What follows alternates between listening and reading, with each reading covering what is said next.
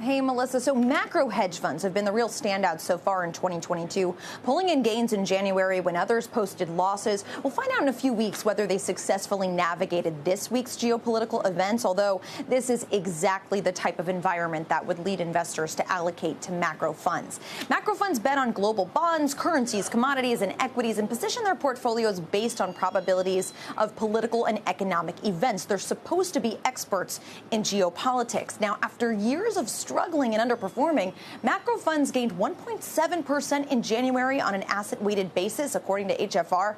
That compares to losses of 4% for hedge funds overall and negative 5% for the S&P 500, including dividends. We'll get returns for February in a few weeks' time. Bridgewater is the largest and perhaps most well-known macro fund, solidly in the green during January. JP Morgan urging investors in a new note to hedge their geopolitical risk by increasing allocations to commodities, energy, and materials, which the firm says would help diversify a portfolio in the face of rising inflation, geopolitical risks, and COVID reopening. So against this kind of confluence of factors that are out there, people are talking a lot about just the role macro funds will play in this environment. Melissa? Leslie, thanks. Leslie Picker.